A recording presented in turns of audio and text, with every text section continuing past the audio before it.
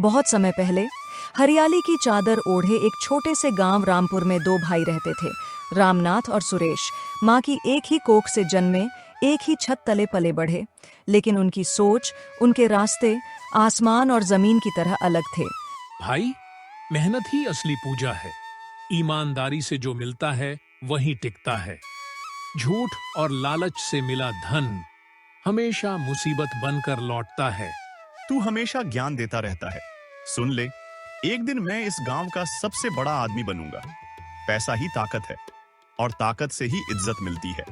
गांव के लोग रामनाथ की इज्जत करते थे। वह ईमानदार, मददगार और सीधा साधा था, लेकिन सुरेश, उसकी लालची नजर और चालाक दिमाग की वजह से लोग उससे दूरी बनाकर रखते। एक दिन गांव में सनसनीखेज खबर फैली। कहा गया कि गांव के पार वाले जंगल में एक रहस्यमयी गुफा है जिसमें सोने चांदी का खजाना छुपा है। ये सुनते ही सुरेश की आंखों में लालच चमक उठा। भाई, ये सब अफवाह है। जंगल में जंगली जानवर, अंधेरे और खतरे हैं। ये खजाना हमें बर्बादी की ओर ले जाएगा। अरे डरपोक, तू पूरी उम्र खेत में खटता रहेगा और मैं खजाने से राजा बन जाऊंगा। देख लेना। रात का सन्नाटा, चांद बादलों के पीछे छिपा हुआ, पूरा गांव सो रहा था, मगर सुरेश लालटेन और रस्सी लेकर अकेला जंगल की तरफ निकल पड़ा। यही है वो गुफा। अंदर सोना चांदी मेरा इंतजार कर रहा है।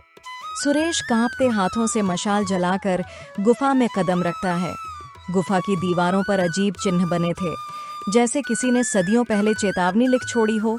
गुफा के बीचों बीच सोने चांदी के ढेर चमक रहे थे। वाह, इतना खजाना! अब मैं राजा हूँ।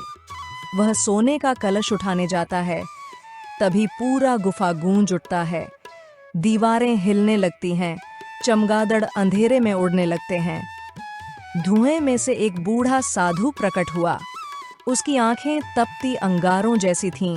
लालच में अंधे इंसान, ये खजाना इंसानों के लिए नहीं है। जो इसे छुएगा वह शापित होगा। नहीं, मैं तो बस थोड़ा सा ले रहा हूँ। जैसे ही वह कलश उठाता है, गुफा का दरवाजा धड़ाम से बंद हो जाता है। चारों तरफ अंधेरा और उसकी चीख गूंज उठती है। गांव में बैठे रामनाथ का दिल बेचैन था। उसे लग रहा था कि उसके भाई पर कोई मुसीबत आई है। मेरा भाई अभी तक लौटा क्यों नहीं? मुझे उसे ढूंढना होगा। रामनाथ मशाल लेकर जंगल की ओर दौड़ता है। गुफा तक पहुंचकर अंदर प्रवेश करता है।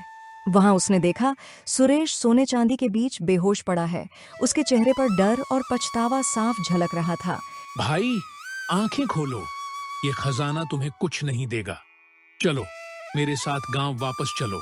रामनाथ, मैंने गलती की, मुझे बचा लो। रामनाथ ने अपने भाई को उठाया और गुफा से बाहर निकलने लगा। तभी साधु की गूंजती आवाज सुनाई दी। सच्चाई और भाईचारे से बड़ा कोई खजाना नहीं। तेरे प्रेम और ईमानदारी ने तुझे और तेरे भाई को शाप से बचा लिया। याद रखो, लोभ का अंत हमेशा विनाश है। गांव लौटकर सुरेश ने सबके सामने अपनी गलती मानी। उसने हाथ जोड़कर सब गांव वालों से माफी मांगी। लालच ने मेरी आंखें बंद कर दी थीं, लेकिन मेरे भाई के प्रेम ने मुझे बचा लिया। अब मैं मेहनत और सच्चाई से ही जीना चाहता हूँ। चल भाई, अब मिलकर खेतों में काम करेंगे। यही असली खजाना है। सच्चाई और मेहनत से कमाया धन ही सुख और शांति देता है। लोभ इंसान को अंधेरे में ले जाता है, लेकिन सच्चाई हमेशा रोशनी की ओर ले जाती है। रामनाथ और सुरेश ने नया जीवन शुरू किया, लेकिन असली परीक्षा अभी बाकी थी, क्योंकि जब गांव बदलता है तो उसकी ताकत देखने वाले बाहर के लोग भी उसे ललचाई नजरों से देखते हैं। देखो भाई, मेहनत का फल ही सबसे मीठा होता है। हाँ, अब समझ गया हूँ। सच्चा खजाना यही है, खेत, फसल और लोगों का विश्वास। लेकिन सुख शांति की राह हमेशा आसान नहीं होती। एक दिन गांव में खबर फैली कि पास के शहर से साहूकार लोग आने वाले हैं और वे गांव की जमीन खरीदना चाहते हैं। हम तुम्हें बहुत पैसा देंगे, अपनी जमीन हमें बेच दो। खेतों से क्या मिलेगा, पैसा हाथ में होगा तो तुम्हारा जीवन बदल जाएगा। सुरेश थोड़ा डगमगाते हुए बोला, पैसा नहीं, यह जमीन हमारी माँ जैसी है। इसे कोई सोने चांदी के बदले नहीं बेच सकता। गांव के लोग उलझन में थे। कुछ रामनाथ का साथ देना चाहते थे, कुछ सुरेश की पुरानी सोच की वजह से असमंजस में थे। उसी रात जब दोनों भाई खेत की मेड़ पर बैठे थे, हवा में वही रहस्यमयी आभा महसूस हुई और फिर वही बूढ़ा साधु प्रकट हुआ। लोभ का शाप सिर्फ गुफा में ही नहीं, हर जगह छुपा है। अब तुम्हें गांव को लोभ के पंजों से बचाना होगा।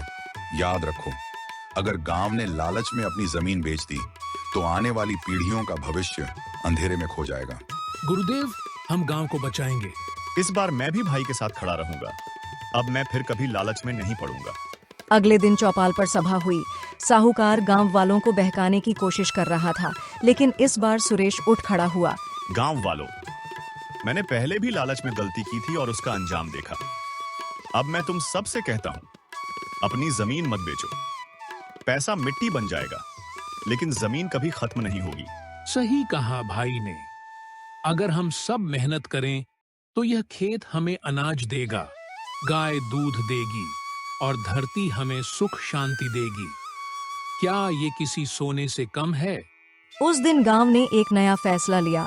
अब से हर काम मिलकर किया जाएगा। खेत में पानी बांटने से लेकर फसल की देखभाल तक सब मिलकर करेंगे। यही असली ताकत है, एकता। काश मैंने ये पहले समझा होता। गांव के साहस की परीक्षा तब हुई जब साहूकार ने गुंडे भेज दिए, लेकिन इस बार गांव अकेला नहीं था। यह गांव बिकाऊ नहीं है, हमें डराने की कोशिश मत करना। अब मैं भी लालच के लिए नहीं झुकूंगा। हमारा गांव मेहनत से जीना जानता है, डर से नहीं। गांव में फिर से शांति लौट आई। खेतों में हरियाली, तालाब में पानी और लोगों के चेहरों पर मुस्कान। दोनों भाई अब सबके लिए मिसाल बन गए। याद रखो, मेहनत से कमाया गया अन्न, भाईचारे से जुड़ा दिल और सच्चाई से रोशन जीवन ही इंसान की सबसे बड़ी पूंजी है।